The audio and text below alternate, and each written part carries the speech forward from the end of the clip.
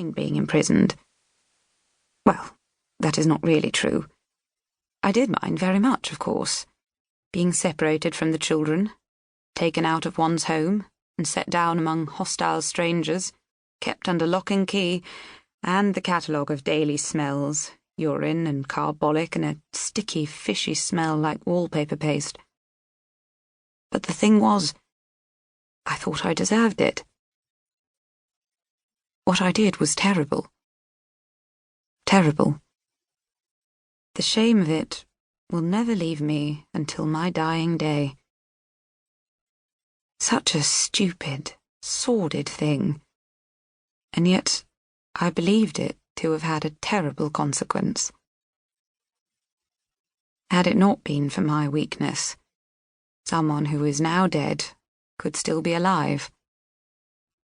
That is what I believed, and consequently lived with every day in prison. Chapter 1.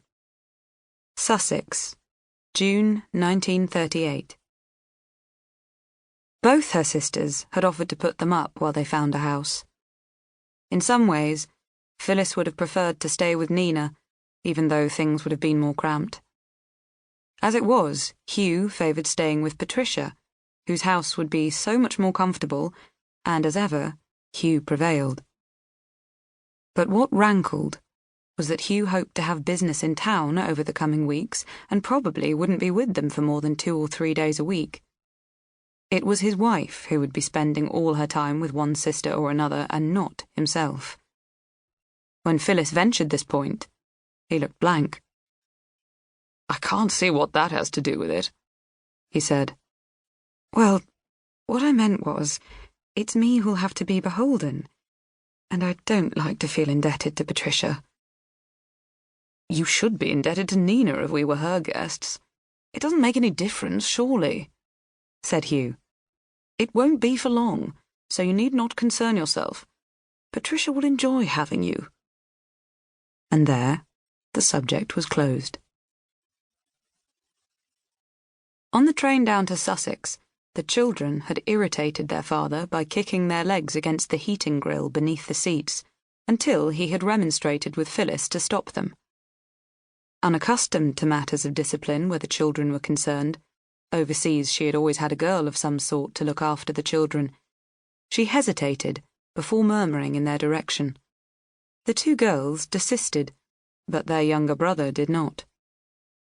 "Couldn't you tell Edwin a story or something?" Phyllis asked Julia, conscious of a note of pleading in her voice. The eldest of the 3, Julia had her nose in one of her mother's old detective stories, but something in the bored droop of her shoulders suggested she was not lost in her book. "What about?" asked Julia. "I don't know, darling. Anything." But the younger girl, Frances, had stepped in with an impromptu tale of elves, talking sparrows, and magical shoes. Heaven only knew where she dreamed up such things. Hugh read the newspaper while his wife looked out of the window. She had not been back to England for 3 years, and then only very briefly for Nina's wedding. Now the fields seemed almost absurdly green, the colour of new peas still bright in the pod. It made her happy to see such vividness. From the boat, the cliffs at Dover had looked so dingy, like the cut side of a stale loaf of bread, and the earth above the dull chalk had seemed as scant as a smear of Bovril. It was hard to believe that such thin soil could support the growth even of grass, let alone flowers or vegetables, still less trees. Looking homeward with eagerness from the deck of the ferry, it had felt disappointing suddenly to see that sturdy England was built on such thin earth.